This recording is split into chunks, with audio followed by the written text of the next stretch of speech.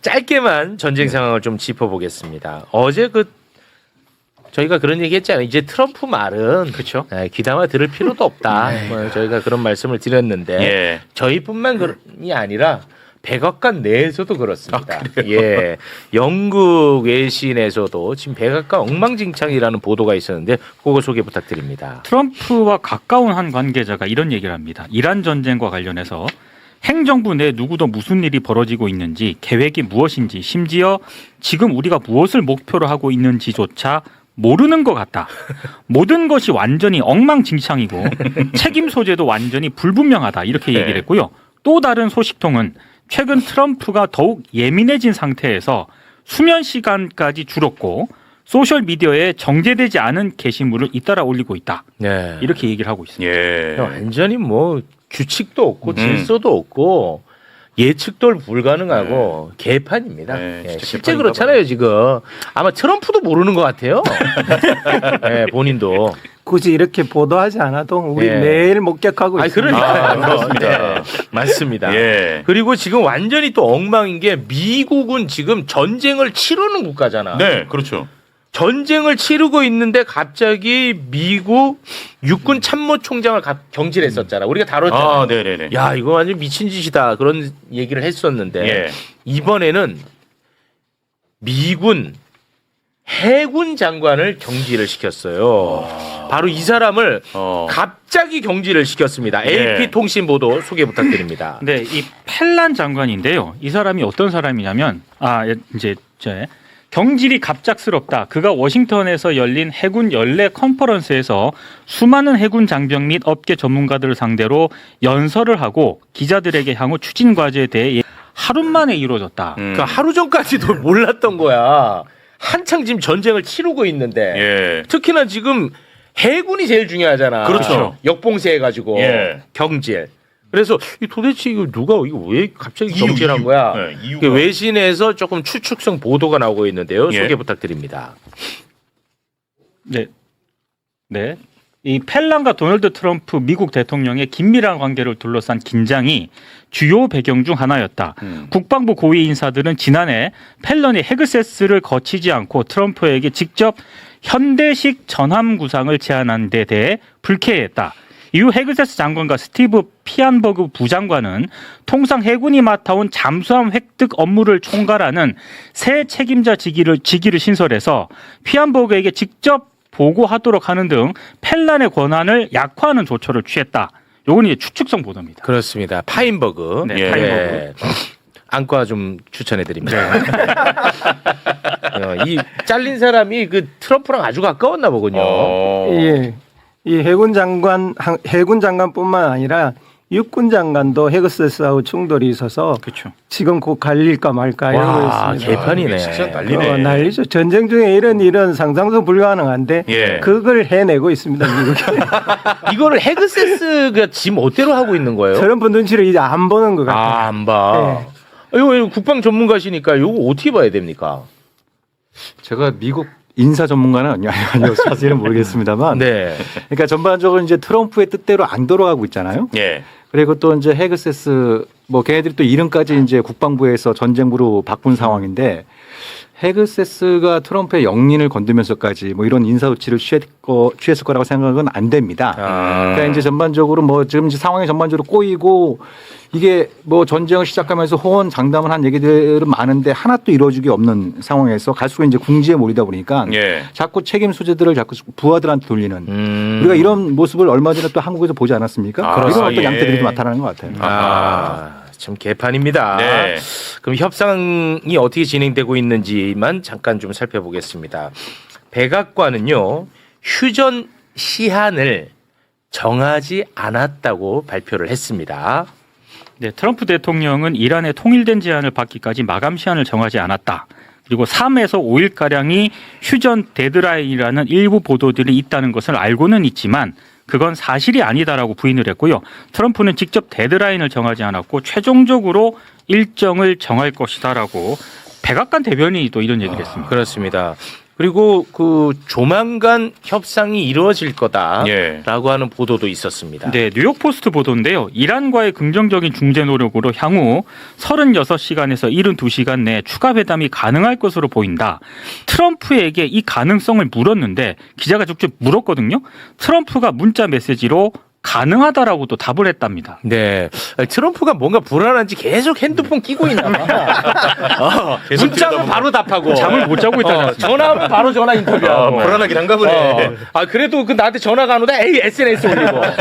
굉장히 좀 뭔가 좀 불안하고 자기 마음대로 안 되는 것 같아요. 어떻게 되는지 모르겠습니다, 진짜. 네. 그러니까 이게 이제 우리가 트럼프의 입만 많이 바라봐서는 이 상황을 이해하는데 좀 한계가 있고요. 예. 그러니까 그 미국과 이란이 협상을 개시하기로 한 조건이 있지 않습니까? 조건과 환경. 그건 휴전이었죠. 그죠? 예. 그러면 지금도 휴전이 유지되고 있는 거냐? 네. 이 관점에서 근본적인 차이가 존재합니다. 미국과 네. 이란 사이에. 네네. 미국은 휴전이 유지되고 있다. 그렇죠. 우리 이란은 폭격 안 하고 있다. 음. 근데 이란 쪽에는 그 무슨 얘기냐? 너희들이 우리 해상 봉쇄를 하지 않았느냐? 그렇죠. 이렇게 얘기를 하고 있잖아요. 그래서 예. 봉쇄를 풀지 않는 한 협상을 하지 않겠다는 게 이란의 기본적인 입장입니다. 그런 것 물론 같더라고요. 이제 달라할 수 있겠습니다. 예. 이게 기본적인 입장인데 네. 여기서 중요한 건 뭐냐면 봉쇄가 전쟁 행위에 해당되느냐 안 되느냐의 문제예요. 어떨 것 같습니까? 봉쇄는 국제법적으로 전쟁 행위예요. 전쟁 행위. 영어로 얘기하면 블로케이드. 그래서 같은 차단 조치를 취하더라도 이게 사실상 봉쇄지만 봉쇄가 아니야라고 우기면서 등장한 표현이 있어요. 그게 격리입니다. 격리. 격리. 영어로 얘기하면 쿼런틴. 네. 그래서 왜 1962년 그 쿠바 미사일 위기 당시에 미국이 카리브해로 향하던 소련 선단을 막아 세웠잖아요. 그때는 블로케이드라는 표현을 즉 봉쇄라는 표현을 쓰지 않고 전쟁 행위에 해당되지 않는 격리라는 표현을 쓴 겁니다. 네. 근데 이번에는 트럼프가 봉쇄라는 표현을 쓰고 있어요. 예. 그러면서 휴전을 지키고 또 얘기하니까 그게 안 맞구나. 말이 앞뒤가 안 맞는 거죠. 네. 안 맞는. 그러니까 뭐 단기적으로 워낙 지금 상황이 시시각각 바뀌고 있어서 어떻게 전개될지는 우리가 좀 추이를 지켜봐야겠습니다만 네. 기본적인 이란의 입장뿐만 아니라 국제법적인 상식을 보더라도 봉쇄를 계속하는 상태에서 휴전이 유지되고 있다. 이건 말이 그럼 이제 앞뒤가 안 먹히지 맞는 않을 것이죠. 거다. 네. 네. 그런데 이런 상황 속에서 트럼프가요. 중국을 계속 엮고 들어가고 있어요. 미국은 이제 호르무즈 해협 역봉쇄하지 않았습니까? 지금도 계속 유지하고 있는데 예. 봉쇄 대상이 대체로 그 중국 관련 선박이라는 보도가 있습니다. 그런데 19일에 중국에서 이란으로 가는 이란 국적 화물선을 납포를 했거든요. 예. 거기에 이제 컨테이너가 어마어마하게 많이 실려 있었는데 그 컨테이너 내용물과 관련해서 트럼프가 중국을 향해서 약간 그 조롱 섞인 말을 던집니다. 소개해 주시죠. 네. CNBC와 인터뷰에서요. 뭔가 좋지 않은 물건이 실린 배를 납포했다. 아마 중국에서 보낸 선물일지도 모른다. 확실하지는 않지만 좀 놀랍다. 시진핑 주석과는 좋은 관계를 유지하고 있고 서로 이해하고 있다고 생각했다. 그러나 전쟁이란 원래 그런 것이다. 뭔가 이 중국을 쓱 끌어들이는 분위기인데요. 워싱턴 포스트를 보면은 내용물에 대해서 약간 추측할 수 있을 만한 궁금하다. 그런 이제 분위기를 싹 바람을 잡습니다. 예. 네. 중국의 가오란항은 미사일 고체 연료의 산화제인 과염산 나트륨의 선적항으로 알려져 있다. 네. 그러니까 중국이 아주 불쾌할 거 아니야. 이 이란 선박인데 이 새끼들 좀 이상한 식으로 또 이 프레임 전환시키네. 예. 중국이 바로 반발했습니다. 함께 보시죠. 据我了解，这是一艘外籍集装箱船，中方反对任何的恶意关联和炒作。 교수님 요거 이제 빨리 해설해 주세요. 궁금하다. 네, 빨리 해주세요. 이란에서 왜 이래? 이란에서 나오는 물건은 기본적으로 중국으로 가는 게 맞습니다. 네. 이란이 지금 유일하게 교역을 하는 것이 중국이니까요. 중국은 또 저게 외국 선적이라고밖에 할 수 없는 이유가 있습니다. 공식적으로 중국은 이란하고 석유를 거래 안 하는 것으로 되어 있거든요. 근데 지금 문제는 미국이 왜 이런 짓을 갑자기 하느냐예요. 네, 궁금하던데. 이거는 기본적으로는 14, 15일에 있을 정상회담, 예. 이중 정상회담에 미국이 카드를 치려고 이런 일을 벌이는 것입니다. 지금 미국이 정상회담을 해야 되는데 정상회담에서 히토류도 받아야 되고요. 대두도 팔아야 돼요. 네. 그런데 그걸 강제할 미국이 지금 레버리지가 없습니다. 아. 그래서 이렇게 해서 니네 이란하고 불법 거래를 하고 있지 않느냐 아. 이 빌미를 잡는 거예요. 아. 근데 이제 이럴 때 중국이 늘 하는 표현이 있습니다. 이 중국이 미국이 이 중국한테 미국의 총기 사고가 일어났을 때 우리가 니네 철강을 팔면 그럼 그거 우리 잘못이냐? 아. 이렇게 이야기하는 거예요. 아, 그래요? 그게 무슨 말이냐면 이중용도 물품은 틀림없이 중국이 이란에 팔 겁니다. 화학 물질들은 무기로도 쓰일 수 있고 일반 상품에도 쓰일 수 있잖아요. 예. 이건 중국이 초지일관 어느 국가에든 판다라고 해왔어요. 아. 근데 거기에 직접 무기가 실렸을 가능성은 거의 없습니다. 네. 만약 무기를 판다면 중국은 육로를 이용했을 거예요. 아프가니스탄을 넘어서 갈 수 있는 길이 충분히 있기 때문에 그걸 이용했을 거기 때문에 여기는 그저 미국이 빌미를 잡을 수 있는 이중 용도 물건이 실렸을 수는 있을 거예요. 아, 예. 만약에 무기가 실렸으면 바로 얘기했겠죠. 그죠. 네. 그러니까 그런 얘기는 못 하잖아. 그리고 저희 트럼프 말을 보면 앞에는 센 척하다가 뒤에는 또 깨갱하고 있잖아요. 네. 앞으로 트럼프는 시진핑하고 사이가 좋아 이렇게 나오고 있잖아요. 어쨌든 미국은 지금 14, 15일에 중국하고 신경을 딜을 많이 해야 쓰네. 돼요. 안 할 수가 없어요. 아. 근데 일절 안 먹힐 것 같은데 이 꼼수는. 왜 중국이 아직도 날짜 확정도 안 해주고 있잖아요. 그래서 이제 계속해서. 니 그렇게 해봐라 그러면 우리 안 한다라고 하는 거죠. 그럼 만약에 그러면은 뭐 미국 주장에 따르면 이제 14, 15일에 한다는 거잖아요. 근데 네. 중국은 날짜를 안 잡고 있고. 네. 만약에 중국이 이번에 날짜 안 잡아주면 어떻게 돼요? 그건 전 세계의 불행입니다. 아, 그래요? 예. 아. 둘이가 그나마 충돌하는 것을 서로 기본적인 합의를 해야만 나머지 것들이 정리가 될 가능성이 굉장히 높습니다. 특히 네. 우리 동북아 지역의 정세에 관해서는 특히 미중 간에 이 회담이 열리지 않으면 더욱더 심각해집니다. 지금 네. 일본이 난동을 부리고 있거든요. 아. 이것도 미중 간에 비교적 손을 잡아야만 일본이 저런 지금 하고 있는 군사주의적 팽창을 멈출 수가 있습니다. 그러니까 미중 간 회담은 우리로 봐서는 경제적으로, 정치적으로, 군사적으로 무조건 해야 돼요. 예. 해야서 둘이 어쨌든 한 손이라도 잡아야만 우리에게는 훨씬 더 폭넓은 선택지가 나올 수가 있습니다. 네, 알겠습니다. 댓글에 채우기 저거는 완전 그냥 중국 사람이네. 아, 뭘 또 그런 것만 읽어요. 이런 분들 네, 함께 또 가야 되니까. 네. 이란은 아까 우리 박 대표님께서 말씀해 주신 것처럼 협상의 요구 조건을 명확하게 제시를 했습니다. 예. 소개해 주시죠. 네, 갈리바프 이란 국회의장이 한 얘기인데요. 완전한 휴전은 해상 봉쇄와 세계 경제를 인질로 잡는 행위가 중단되어야만 의미가 있다. 시온주의자들의 전면적인 전쟁 행위가 중단돼야 한다. 요거 이스라엘. 그렇습니다. 노골적인 휴전 위반이 지속되는 상황에서는 호르무즈 해협 재개방은 불가능하다. 아하. 그러니까 호르무즈 풀고 레바논 공격 중단해라. 예. 그 전까지는 우리 절대로 협상 테이블에 나가지 않는다. 뭐 그런 얘기 같고요. 예. 그리고 야 이거 알파고 기자. 알파고. 확실히 전문가야. 전문가. 알파고 기자가 예. 우리가 이제 호르무즈 봉쇄 뭐 이런 얘기할 때 이런 얘기를 했어요. 생뚱맞게. 예. 이란이 호르무즈 봉쇄 말고 바다에 깔린 해저 케이블 요것도 볼모로 잡을 수 있다라고 얘기했거든. 예. 그때 우리 뭐 김용남 의원님 같은 분들은 뭐 시큰둥했지. 좀 뭐 이상한 소리 하고 앉았어. 말도 안 되는 소리 그만하고. 무슨 뭐 메가패스 얘기하고 있어. 뭐 그런 표정이었는데. 그 자리에 없었던 것 같아요. 야 이번에 진짜로 이란에서 처음으로 광케이블 얘기를 했습니다. 와. 이란 타스님 통신 보도인데요. 얘네가 이제 이란 혁명수비대 쪽 애들이야. 맞습니다. 예. 이 통신사가. 이 호르무즈 해협은 단순한 에너지 수송 요충지가 아니라 아랍에미리트, 카타르, 바레인, 쿠웨이트, 사우디아라비아 등 페르시아만 국가들을 연결하는 해저 케이블의 핵심 통로다. 여러 주요 해저 케이블 시스템이 이 수로를 통과하거나 인근을 지나며 페르시아만 남부 국가들이 이란보다 해상 인터넷 경로에 훨씬 더 크게 의존하고 있다. 오, 이거 쓱 이제 꺼내면서 예. 야, 우리는 카드 하나 더 있어. 뭐 이런 것 같습니다. 사실 이 해저 케이블 문제는 핵무기보다 더 위험한데 네. 아무도 언급을 안 하고 있다가 아. 지금 이란이 처음으로 이걸 무기화 시켜버리는 거예요. 아. 엄청나게 무서운 거죠, 이거. 지금 뭐 대만 해협도 그렇고 곳곳에 해저 케이블들이 깔려 있거든요. 이걸 건드리면 한순간에 세계가 엉망진창이 되는 거예요. 뭐 이건 완전 진짜 끝장나는 네. 거죠.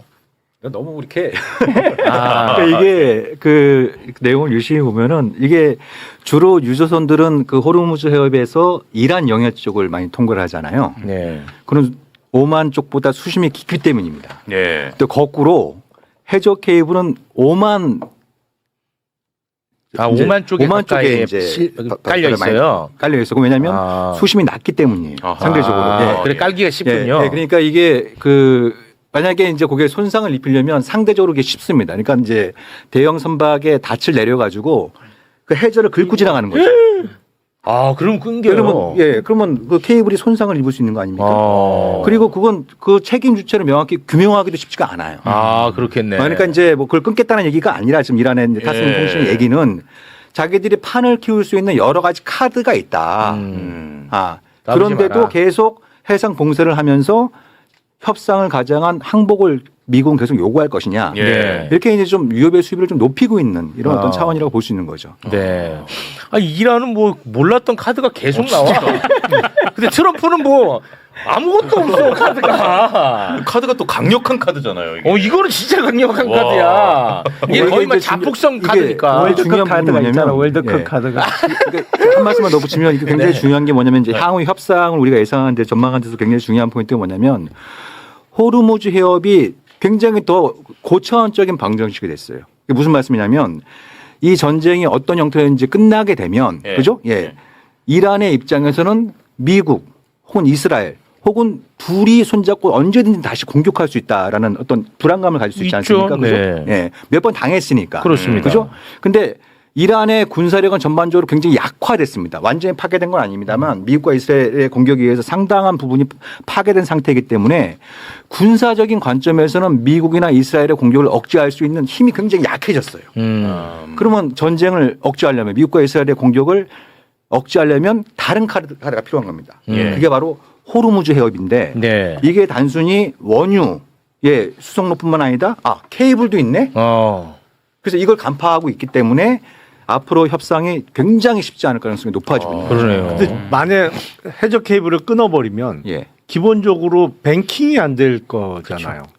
그러니까 케이블이 굉장히 많이 깔려 있기 때문에 그리고 이제 우리도 뭐 이렇게 전선이 이렇게 뭐 겉에 피폭선이 이렇게 뜯긴다고 해서 이게 완전히 차단되고 그런 건 아니지 않습니까?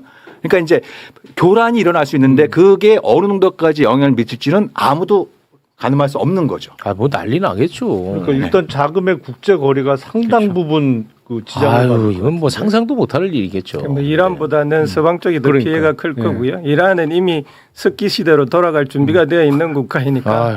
거기까지 가겠다는 거죠. 뭐 그러니까 이란은 이게 자폭을 해서라도 굽히지 않겠다고 나와버리니까 트럼프가 방법이 없어요, 방법이. 상대적으로 호르무즈 해협 이 해저 케이블은 이란은 한 40%밖에 비율이 그 정도밖에 안 되고요. 네. 대신에 페르시아만 국가들은 90% 정도.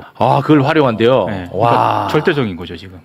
와. 그 주변 국가들이 이거는 지금 빨리 그러면 그쵸. 협상하라고 미국도 해야겠죠. 압박하라고 하세요. 네. 예. 그 싸울 때 자기 손목 긋고 덤비는 사람하고는 싸우면 안 된대. 네. 예. 무섭지. 알겠습니다. 이제는 그 유튜브 끼를 좀 벗어 던지세요. 예, 표현을 하더라도 공직자스럽게 좀 표현을 해주시고. 발언에 알겠습니다. 예. 그리고 당분간은 호르무즈 걱정보다는 하남 걱정을 좀. 예, 그것 좀 부탁드리겠습니다. 네. 자, 그럼 전쟁 상황 이 정도에서 정리를 하고요. 이 전작권 문제 이야기를 좀 나눠보도록 하겠습니다. 이재명 대통령은 임기 내 전시작전권 전환 추진이 공약사항이었습니다. 예. 이 전쟁이 나면 작전권이 우리나라에 없다는 거. 그렇죠. 이게 참 이게 좀 받아들이기 어려워, 네, 그지? 네. 예. 네, 그런데 주한 미군 사령관이 아주 건방지게 전시작전권에 대해서 미국 의회에서 한마디를 했습니다. 자, 그 장면 영상으로 보고 오겠습니다. We have to continue to work to ensure that political expediency doesn't outpace the conditions. We've got to stay focused on the conditions because the United States is safer that way and the Republic of Korea is safer that way. 저 건방지게 저 얘기했어요. 그리고 바로 다음 날, 예. 이 발언을 하고 바로 다음 날 전자권 전환에 대해서 대단히 구체적으로 발언을 했습니다. 소개 부탁드립니다. 네, 현재 우리는 국방부에 2029 회계연도 2분기 이내 달성을 목표로 하는 로드맵을 제출했다. 곧 한미 통합 국방협의체가 열릴 예정이고 그 자리에서 이러한 조건들이 논의가 될 것이다. 현재 한국의 지속적인 방위 투자와 함께 향후 3년간 약 8.5%의 국방비 증가를 고려할 때 우리는 좋은 위치에 있다고 생각한다.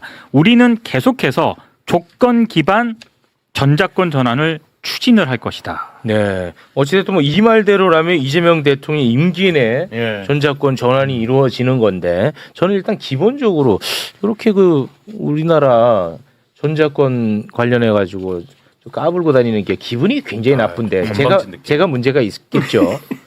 또 뭐 최욱 씨도 문제가 있겠습니다. 아, 네. 브론슨 사령관의 문제가 더 많은 것 같습니다. 아, 그렇습니까? 예, 예. 어. 군인이잖아요. 네. 예, 예, 군인이란 말이죠. 예. 또 미국도 그렇고 뭐 우리나라도 그렇고 기본적으로 민주주의 국가 아닙니까? 네. 민주주의 국가의 핵심 원리는 군에 대한 문민 통제입니다. 네. 그죠? 예. 그래서 이 전자권 전환 문제는 좁은 의미에서는 군사적인 의미를 담고 있습니다만 좀 넓은 의미에서는 예. 어떤 주권의 문제를 포함한 예. 예, 정치적 주권과 관련된 문제이지 않습니까? 그렇죠. 그래서 한미 양국이 기본적으로 전자권 전환에 합의를 한 상황이고 뭐 시기와 조건에 대해서 여러 가지 논란이 있습니다만 네. 그러면 현지 사령관으로서는 이제 군사적인 목적이 달성되고 있는지 그런 부분들에 대해서 발언만 하면 되는데 그렇지. 정치적 편의주의? 와, 저는 굉장히 깜짝 놀랐어요. 예. 네, 굉장히 어떻게 아니, 저런 화가 난 발언 거예요? 깜짝 놀란 거예요? 둘 다 해당되는데 네. 그러니까 정치적 근데 이게 그런 식의 어떤 발언이 월권을 뭐 행하는 발언들이 워낙 많이 나와서 예. 사실 이제 좀 화내기도 좀 지쳤습니다. 아, 네. 좀 지친 상황인데 와. 이거를 좀 해석을 해보면 그거거든요. 정치적 편의주니까 이재명 대통령이 계속 강조하고 있는 게 임기 내, 네. 그죠? 임기 내. 그것도 본인 임기도 포함하고 있습니다만 그 임기 내라는 표현 속에는 트럼프 대통령의 임기도 포함하는 거거든요. 그래서 이제 우리 국방부 쪽에서는 2028년 연말을 목표로 삼고 있는 겁니다. 예, 예. 왜냐하면 2020. 미국의 차기 정부가 들어왔으면 또 어떻게 바뀔지 모르는 거거든요. 네, 예, 그렇죠. 차기 정부가 들어왔으면 정책 리뷰하는데 검토하는데 한 6개월 정도 걸릴 수 있는 거예요. 걸리겠죠, 네. 그 사이에 입장이 어떻게 바뀔지는 모르고 그렇지. 그 사이에 또 안보 환경이 어떻게 또 달라질지 모르는 그렇죠, 거거든요. 그렇죠. 그러니까 지금 현직 대통령끼리 합의해서 전자권 전환을 마무리 짓는 게 기본적으로 우리 정부의 목표인데 근데 지금 브론스 사령관은 미 의회에 가서 2029년 이제 미국 회계연도를 2분기로 얘기했으니까 우리로 우리는 이제 따지면 1분기죠. 2029년 3월까지 하는 3월까지. 거죠. 네, 네. 3월까지 이제 해당되는 것이죠. 네. 그건 트럼프 퇴임 이유거든요. 예. 이렇게 이제 이 자체가 굉장히 월권인데 이거에 대해 이렇게 별다른 문제제기가 없는 거 보고 저는 굉장히 좀 의아한 부분이 좀 있습니다. 정치적 편의주의 이게 이제 전날 나온 거고 지금 이제 구체적인 게 이제 다음 날 나온 거예요. 네. 전날 이 얘기 나왔을 때 나는 대한민국 언론을 보면서 너무 좀 슬펐어요. 이 아주 싸가지 없고 월권행위라고 건방을 떤 건데 대한민국 언론은 큰 어른이 이 얘기한 것처럼 다루더라고. 이게 너무 안타까운 거죠. 그러니까 이게 이제 전자권 문제가 사실 뭐 굉장히 우리 사회에서 이제 그 정치화된 지 예. 오래된 이슈입니다만 그래도 최근 현상 중에서 우리가 주목할 만한 현상은 왜 노무현 정부 때 전자권 환수를 추진했을 때 그때 보수적인 야당뿐만 아니라 뭐 전직 군수뇌부들, 뭐 경찰들, 외교관들 벌떼처럼 막 들고 일어나서 막 전자권 환수 막 반대 난리 얘기하고 났었죠. 난리가 났었잖아요. 예. 예. 그런 적이 있었는데 이번 같은 경우에는 전자권 환수 얘기가 나왔는데 그런 격렬한 반발이 안 나오고 있어요. 국내에서는. 뭐 그죠? 예전보다는 차분합니다. 예, 예. 그 이유 중에 하나는 아까도 우리가 방송에서 얘기 나눴습니다만 더 이상 미국을 믿을 수 없는 거예요. 네. 그죠? 예. 그리고 이 혼란스러운 세계에서 자강이 살 길이다. 그 자강 중의 핵심은 자주국방이다. 네. 이거에 대해서 이제 보수 진영도 더 이상 반대하기 힘든 분위기가 만들어진 거예요. 이제 국내적인 분위기는 전 정권을 환수할 수 있는 조건과 환경이 이전에 비해서 많이 좀 성숙되어 있는 부분인데 네. 근데 자꾸 미국이 여기저기서 태클을 걸고 있어요. 그러니까 지금 브런슨 장관 그 사령관이 강조하고 있는 게 정치적 편의주의가 아니라 명백히 모든 조건을 충족한 상황에서 전작권이 전환돼야 된다고 얘기를 하고 있습니다. 네. 그러면 그 조건이 뭐냐? 크게 세 가지입니다. 세 가지. 예, 예. 하나는 북한의 핵과 미사일의 대응 능력을 한국군이 확보하는 겁니다.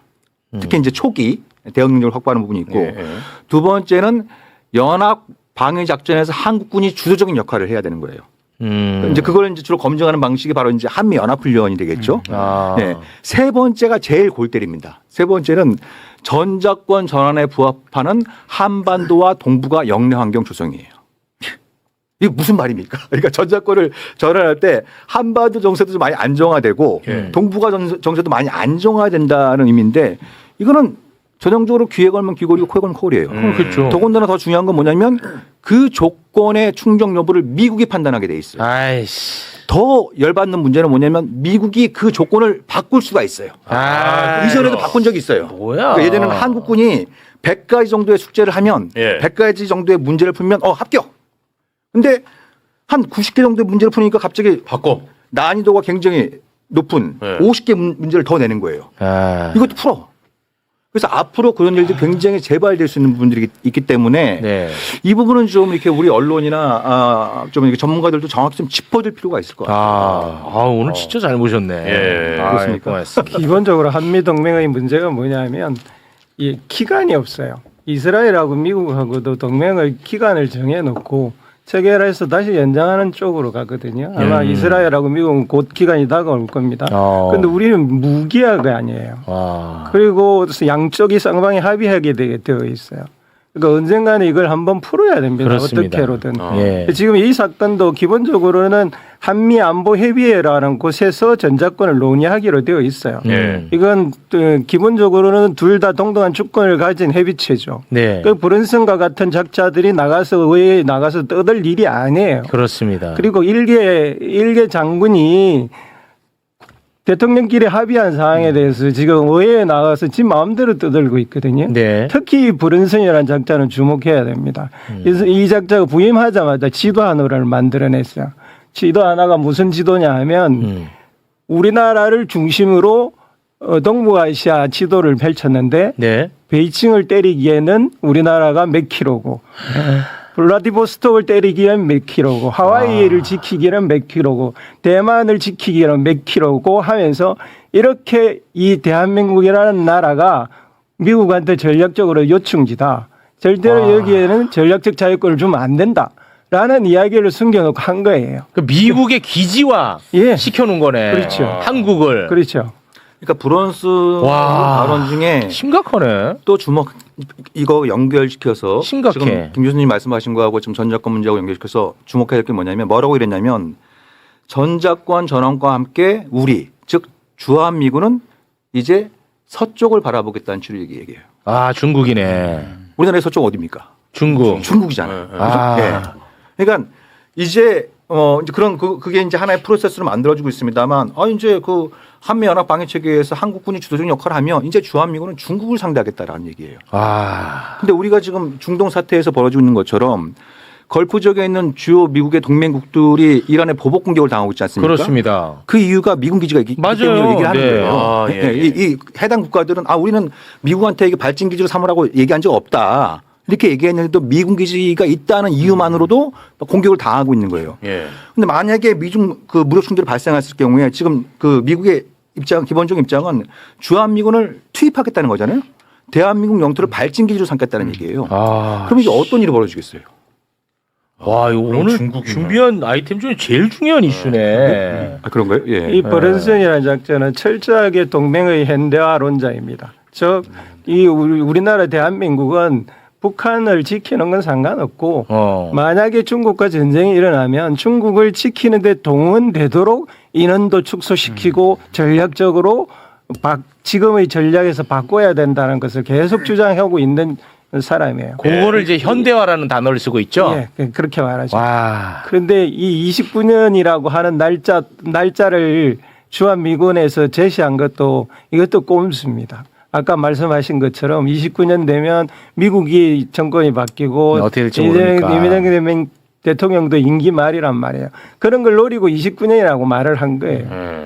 따라서 우리가 전작권을 해소하려면 지금처럼 불평등한 미국과의 동맹 관계를 평등한 관계로 바꾸려는 일종의 자범 불협화음을 감내를 해야 돼요. 네. 그런데 지금 보수 언론들은 조금만 불협화음이 네, 난리야. 난리가 나라가 막 엉망진창이 되는 것처럼 아니 난리가 대한민국 국회의원인데 우리나라 국방부 장관한테 너 미국한테 혼났어 안 혼났어? 이게 말이 돼요? 아니 그 전문가분이 그 왜 이런 얘기를 그동안 안 해오셨어요? 난 너무 자존심 상해요. 화가 나고. 매부쇼에서 제가 말씀드릴 기회를 안 주시지 않았습니까? 아니 그동안에 그럼 어디 계셨던 거예요? 저 조용히. 야 오늘 너무 중요하네. 이게 진짜 중요한 이슈였습니다.